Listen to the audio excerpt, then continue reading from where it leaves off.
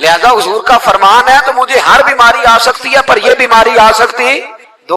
قرض ایک صحابی پہ بڑا چڑھ گیا تو حضرت عبداللہ ابن مسعود سے کہنے لگے قرضہ بڑا چڑھ گیا، فرمانے لگے تمہیں وہ دعا نہ سکھاؤں جو ہمیں نبی پاک نے سکھائی ہے؟ فرمایا اگر تمہارے اوپر پہاڑ کے برابر بھی قرضہ ہوگا تو اللہ تمہارے قرضے کا بندوبست فرما دے گا۔ پر مسئلہ یہ ہے دعائیں یاد کرنی پڑتی ہیں اور پڑھنی پڑتی ہیں، یاد کرنی پڑتی ہیں اور ہم ہیں تعویذ پہ لگے ہوئے کہ کچھ لکھ کے دے دیں تاکہ باندھ لوں۔ دعا سکھائی نبی پاک نے، کیا فرمایا اللہم اکفنی بحلالک عن حرامک واغننی بفضلک عمن سواک۔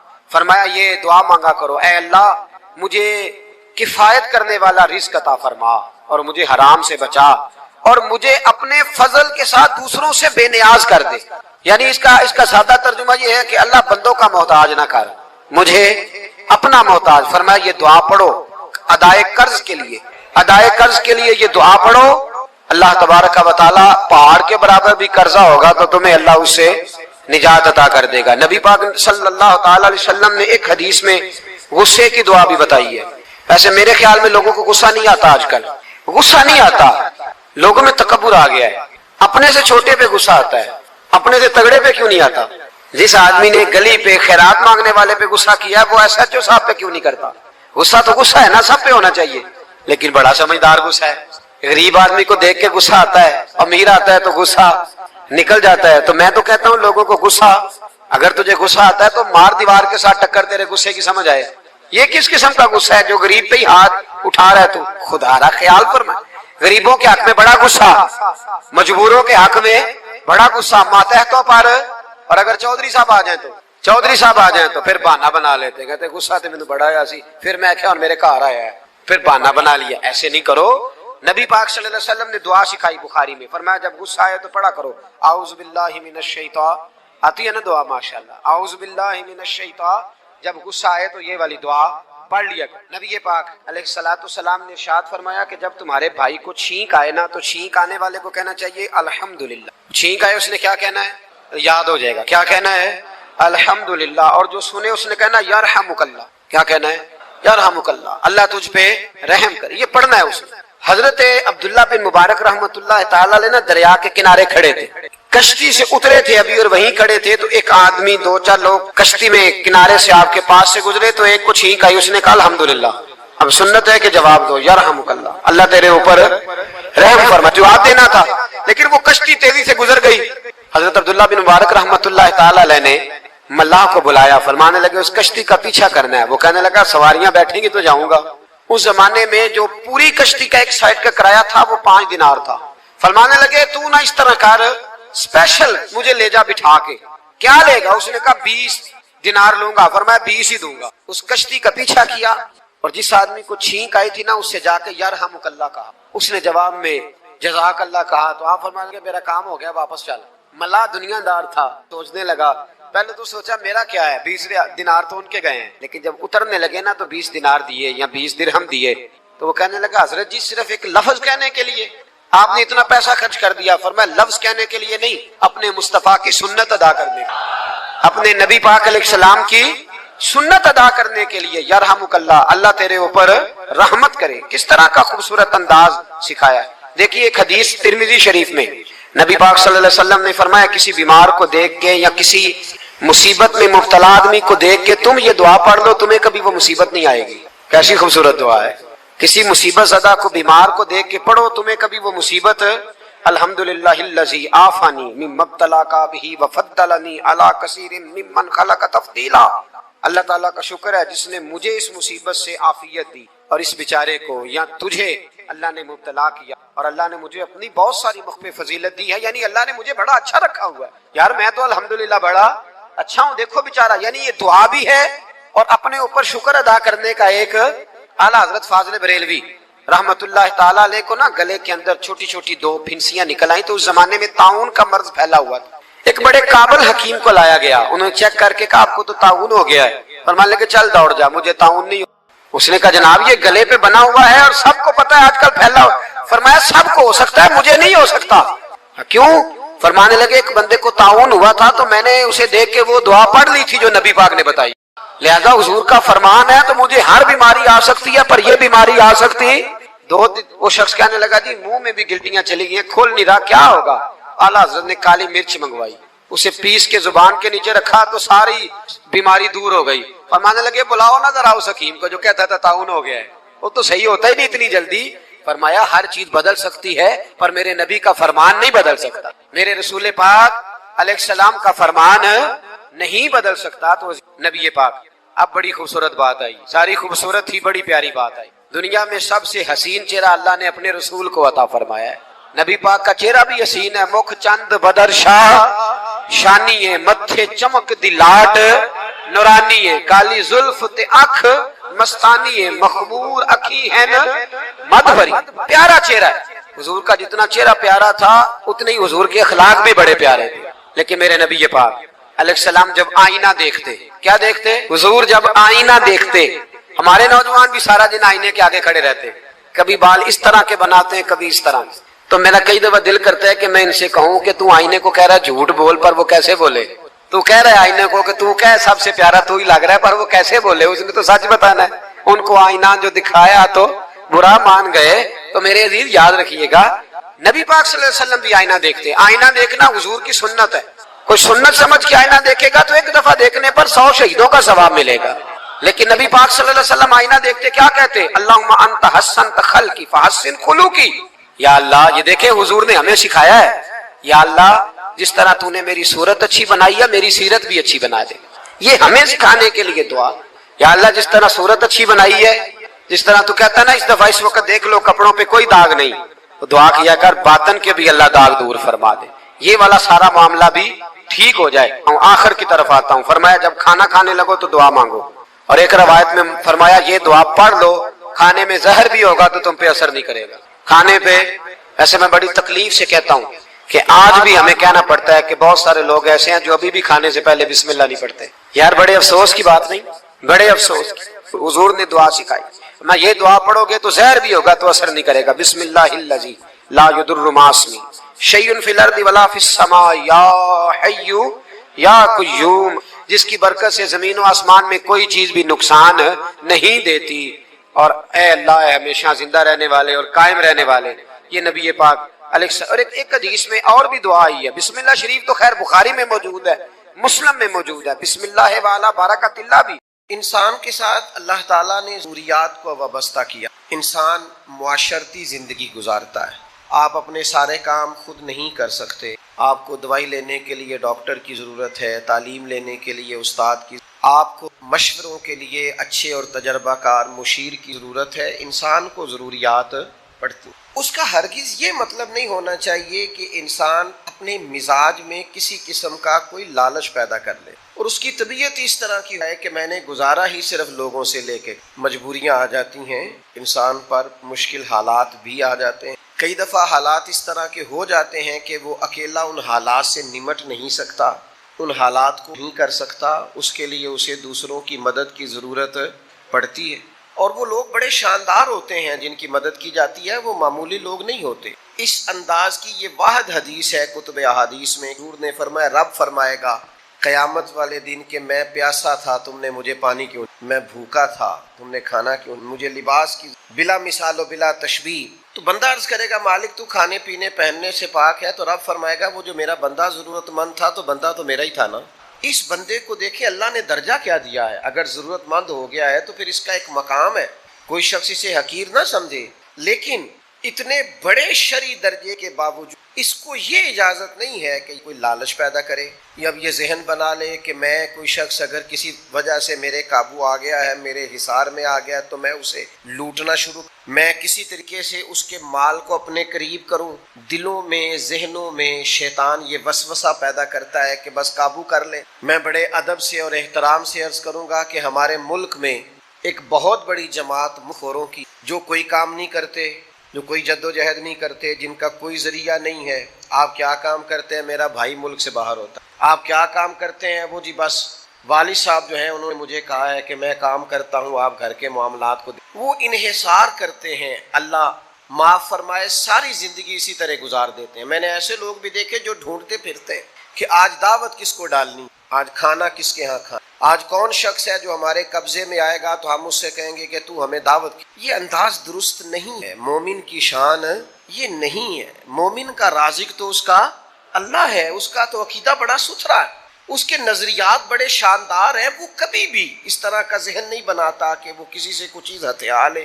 تحفہ دینا لینا سنت ہے، پر تحفہ مانگ لینا، ذرا غور فرمائیں اس بات پر۔ یہ کیا بات ہوئی، تحفہ مانگ لیا آپ نے؟ مجھے بہت سارے دوست پوچھتے ہیں کہ آپ کی انگوٹھیاں بڑی تبدیل ہوتی ہیں، میں نے کہا دوست تبرک مانگتے اب کیا کروں؟ تو ایک دوست نے مجھے مشورہ دیا، اس نے کہا جو تبرک مانگے اسے کہنا 2 دے جاؤ 1 لے جاؤ، کیونکہ اور جگہ بھی تو تبرک دینا ہے نا، صرف آپ کا ہی تو حق نہیں۔ تو تحفہ مانگ لیا جاتا ہے باقاعدہ، یہ انداز مومن کا نہیں۔ مومن کا توکل، اللہ کی ذات پر بھروسہ بڑا مضبوط ہوتا ہے، اسے خالصتاً اپنے رب پر بھروسہ کرنا چاہیے، اور جو اللہ پہ بھروسہ کرے اللہ دنیا اور آخرت میں اس کے لیے کافی ہو۔ اللہ کے پیارے رسول صلی اللہ تعالی علیہ وسلم نے ارشاد فرمایا، تم میں سے جو شخص بلا وجہ لوگوں سے سوال کرتا رہے گا نا، اسے ضرورت نہیں مجبور، لیکن بلا وجہ لوگوں سے مانگتا رہے گا صرف اپنے پیسے بڑھانے کے لیے، صرف اپنی ضروریات میں اس کو ضرورت نہیں تھی، صرف اپنے وسائل بڑھانے کے لیے، اپنی چیزیں بڑھانے کے لیے، تحفے بڑھانے کے لیے جو لوگوں سے مانگتا رہے گا،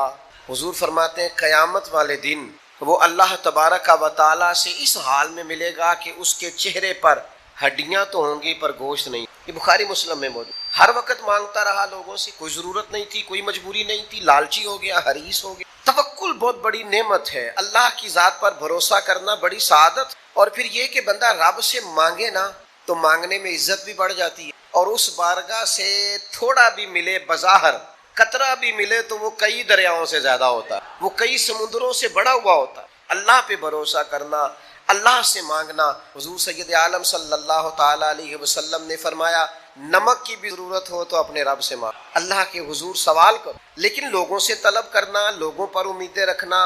اور پھر میں لوگوں کو دیکھتا ہوں وہ اعتراض کر رہے ہوتے ہیں، وہ کہہ رہے ہوتے ہیں جی میرے بھائی کے پاس دیکھیں کتنا مال ہے، مجھے نہیں دیتا۔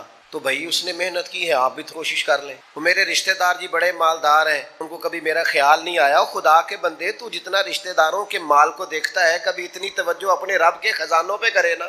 داتا صاحب رحمۃ اللہ علیہ نے لکھا ہے کہ ایک علاقے میں قحط پڑ گیا تھا، لوگ بڑے پریشان تھے، تو وہاں سے ایک شخص بازار آیا تھیلا لے کے کوئی خریدنے کے لیے، تو تھیلا گھماتا، اٹکیلیاں کرتا، ہنستا مسکراتا آیا، اور جب اس نے چیزیں خرید لیں واپس جانے لگا تو پھر اس کا وہی حال، ہنستا مسکراتا کھیلتا۔ تو بہت سارے لوگ پریشان تھے، ان کو غصہ آیا کہ قحط پڑا ہوا ہے، کاروبار چلتا نہیں، حالات خراب ہیں، اور تو بڑا خوش۔ غصہ کیا لوگوں نے، کہا یار کوئی خیال کر، حالات کیسے ہیں اور تو اٹکیلیاں کر رہا ہے۔ داتا صاحب فرماتے ہیں وہ شخص کہنے لگا، تم پریشان ہو، میں پریشان نہیں ہوں، اس لیے کہ میں جس آقا کا غلام ہوں نا، اس نے بھڑولے ٹائم پہ بھر لیے، خزانے اس کے بھرپور ہیں، مال اس کے پاس زیادہ ہے، لہذا ہم تو خوشحال ہیں۔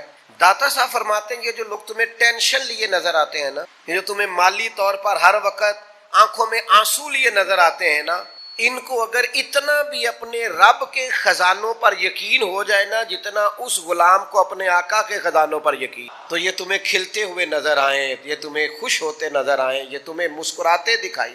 لیکن لوگوں کی جیبوں پر توجہ، اور مانگنے کا نیا سے نیا سٹائل، طلب کرنے کا نیا سے نیا رنگ، نیا سے نیا ڈھونگ، نئی سے نئی واردات، ایسا طریقہ، ایسے شاندار لباس میں لوگوں کا آنا، اور اس طرح سے مطالبہ کرنا کہ جو سمجھ سے بالاتر ہے۔ ان کریں تبرکات۔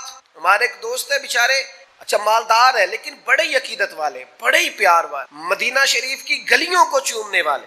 ایک صاحب انہیں ملے جنوبی پنجاب کے، جی میں مدینہ شریف رہا ہوں، یہ میری فلاں شیخ کے ساتھ تصویر ہے، یہ میری فلاں شیخ کے ساتھ تصویر ہے، میرے پاس تبرکات ہیں، حرم شریف کی خاص چیزیں ہیں۔ وہ بیچارے عقیدت والے آدمی تھے، قابو آ گئے۔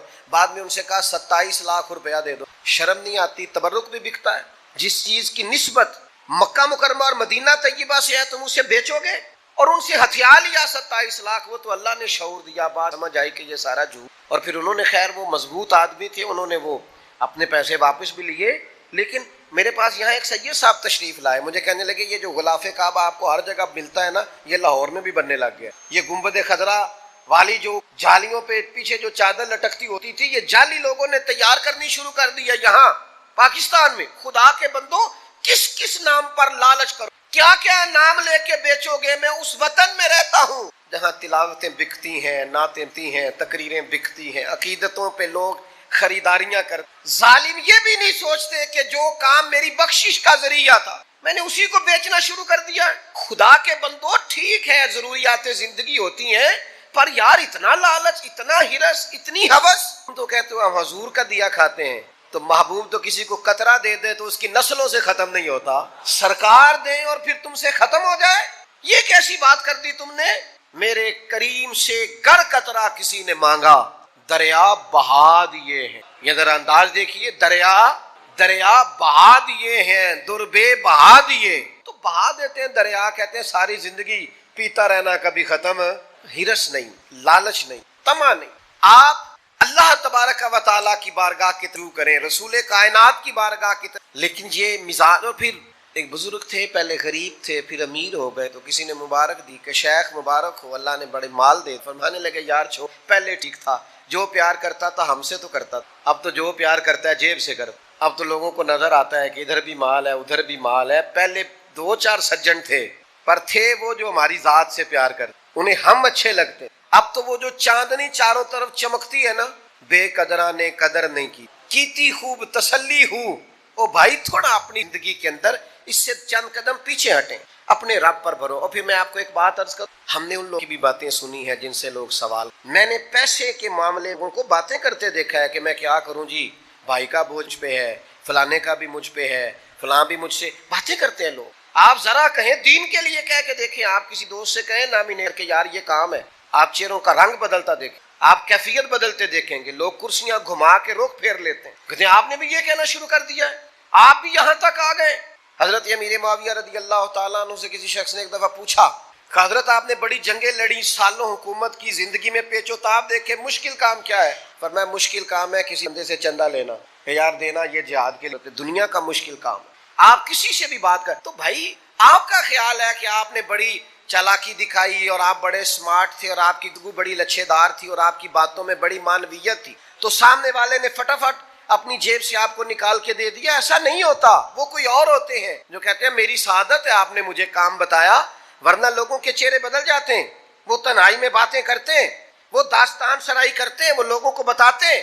یوں تو ہر ایک کو شیطان سے ڈر لگتا ہے، پر مجھ کو اس دور کے کچھ انسان سے ڈر لگتا ہے، اور جس کی ہر بات میں پوشیدہ ہو نشتر کی چبھن، ایسے ہر صاحب احسان سے ڈر لگتا ہے. جو احسان جتلائے گا وہ نشتر کی طرح چبھے. کیوں آپ ادھر ادھر دیکھتے ہیں؟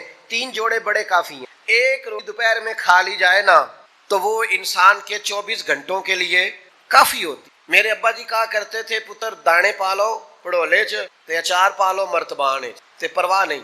آپ اپنی عزت نفس کو قائم رکھیں، اپنا پردہ صرف اللہ رسول کے سامنے کھولیں. دنیا کچھ بھی نہیں دیتی میرے دوستو سوائے اس کے کہ رسوا کرتی، سوائے اس کے کہ باتیں کرتی ہے. یتیموں کے بارے میں ہم نے باتیں کرتے سنا ہے کہ ٹھیک ہے والد چلا گیا لیکن ساری زندگی کاروبار کیا، وہ پیسے کدھر ہیں؟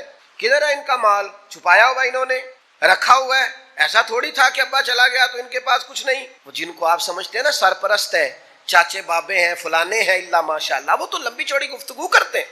خدا را اپنے معاملات کو سمیٹیے، قربان جائیں میرے رسول پاک کے انداز تربیت پر. حضرت صوبان بن مالک نے کہا، یعنی حضور نہ اس طرح کا اپنا غلام چاہتے ہیں. اور ذرا دیکھنا یار بھلا میں کیا کہنے لگا ہوں، نبی پاک نہ اس طرح کا سجانا، سنوارنا، نکھارنا، تعمیر کرنا چاہتے. حضرت صوبان بن مالک بڑے عاشق قسم کے صحابی ہیں. عاشق یہ وہی ہیں جو مسجد میں بیٹھ کے رو رہے تھے تو حضور نے پوچھا کیوں روتے ہو؟ عرض کی حضور آپ کے بغیر دل نہیں لگتا. تو کریم نے فرمایا روتے کیوں ہو؟ یا رسول اللہ یہ سوچ کے رو رہا ہوں کہ جنت میں کیسے زیارت ہو. او جنت میری کس کاری جتھے یار نظر نہ آوے. تو اللہ نے قرآن نازل کر دیا، فرمایا محبوب جو آپ کے ہوں گے گویا وہ جنت میں بھی آپ کے ساتھ ہی ہو، جو پیروی کرنے والے ہوں گے. حضرت صوبان بن مالک نے ایک تو بیعت کر لی نا اسلام کی، ایک دن پھر عرض کی حضور مجھے بیعت کر لیں. حضور نے فرمایا ایک شرط ہے. یا رسول اللہ آپ کی بھی شرط ہے؟ حضور بیعت کر لے. فرمایا ایک شرط ہے. کہا تھا نا حضرت بیدم نے کہ پینے کو لوں گا پر شرط. ہم یہ نہیں کہتے، ان کا کوئی مقام ہوگا انہوں نے کہا ہوگا، ہم بھی کبھی کبھی کہتے ہیں پینے کو لوں گا پر عرض ذرا سی. ہم ذرا مسکین ہے نا، شرط نہیں لگا سکتے. محبوبوں کو شرطیں کون لگائے؟ پینے کو لوں گا پر عرض اجمیر کا ساقی، بغداد کا مے خانہ. یہ کبھی مہربانی ہو جائے نا، اس رستے ملے تو پھر ساقی تیری خیر تیرے میں کدے کی خیر. حضرت صوبان نے عرض کی حضور بیعت کر لے. تو محبوب فرمانے لگے ایک شرط ہے. ایک میرا دل کرتا ہے نہ بتاؤں آپ کو یا پھر پکی ہوئی ہے شرط بتا دوں. ایک شرط ہے. یا رسول اللہ کون سی؟ فرمایا میرے ہاتھ پہ ہاتھ رکھ کر بیعت. آج کے بعد کسی بندے سے سوال نہیں. گویا یہ ادھر دیکھنا میری طرف، او نوجوانوں ادھر دیکھنا، یوں ہاتھ میں ہاتھ لے کے کریم نے سبق دیا، گویا سبق دیا، او جب ہاتھ میرے ہاتھ میں ہے تو وعدہ کر کسی بندے سے سوال نہیں کرے گا، ہاتھ اللہ رسول کے ہاتھ میں بندہ دے جو ان کی شان کے، پھر بندوں سے سوال کرے، مانگیں گے مانگے جائیں گے، منہ مانگی پائیں گے، سرکار میں نہ لا ہے نہ حاجت اگر کی، بیعت کر کے تو کسی بندے سے سوال، عرض کی سونیا وعدہ ہو گیا، کریم وعدہ ہو گیا، یا رسول اللہ طے ہو گئی بات، حضور کبھی نہیں کروں گا، کسی سے نہیں کروں، حضور کبھی سوال ہی نہیں پیدا ہوتا، اس طرح وعدہ نبھایا، لے او سجنا پھر اساں توڑی نبھائی، گھوڑے پہ بیٹھے ہیں، درہ ہاتھ سے گر گیا، قریب خادم کھڑا ہے لیکن خود گھوڑے سے درہ اٹھایا، اس شخص نے کہا جو قریب کھڑا تھا، ایک شخص قریب کھڑا تھا، اس نے کہا جناب مجھے کہہ دیتے، تو آنکھوں میں آنسو بھار آئے، فرمانے لگے کیسے کہہ دیتا، میں نے وعدہ جو کی، کبھی کسی سے سوال چھوڑ دو یار، ہمیں کیا مجبوری ہے، تھوڑی بے نیازی دکھاؤ، بے نیازی، آپ کے پاس خشک روٹی ہو اور آپ کے پاس اچار کی ڈلی ہو، اس میں پھر خودداری ہوتی ہے، اس میں کوئی مزہ ہوتا ہے، اس میں کوئی سرور ہوتا ہے، وہ جو دوپہر کو ہم اسکول سے آتے تھے اور آ کے کہتے تھے اماں جی روٹی کھانی ہے، تو اماں کہتی تھی پتر سالن تے کوئی نہیں، تے میں تو تھوڑا چٹنی نہ بنا دیا، پوچھ لینا میری طرح کے سب لوگوں سے، وہ چٹنی کیا ہوتی تھی، دھنیا تھوڑا سا ڈنڈے کے ساتھ دوہری میں تیار کیا جاتا تھا، تھوڑی سی لسی، ہلکی پھلکی اس کے اندر نمک اور مرچ، پر بنائی اماں نے ہوتی، تو پھر کوئی اس کا مزہ تھا، کوئی اس کا ذائقہ تھا، پھر محسوس ہوتا تھا کہ دنیا میں جنہوں نے بڑے بڑے ڈپلومے کیے نا، شیف بنے، ان سے کہیں آؤ ذرا لائن میں کھڑے ہو، میری ماں تمہیں سکھائے گی ذائقہ کی، آؤ نا۔ اور کبھی اگر اماں یہ کہہ دیتی نا روٹیاں پکاتے پکاتے کہ پتر اٹھ کے نہیں آیا جاتا، پیڑھی پھاڑتے تھے میرے کول ہی آ جا، اوئے ہوئے، پھر تو یوں لگتا تھا کہ جیسے نا ساری رحمتیں دھک کے آ گئی ہیں اور کرم کی برکھا گویا برس رہی ہے۔ اتنے میں نے زندگی میں بڑے بڑے مہنگے ہوٹلوں پہ بھی جا کے دیکھا ہے، پر وہ مزہ دوبارہ آیا نہیں۔ تو یاد رکھنا، عزت نفس کا خیال رکھنا ہے، یہ چھوڑ دیں آپ۔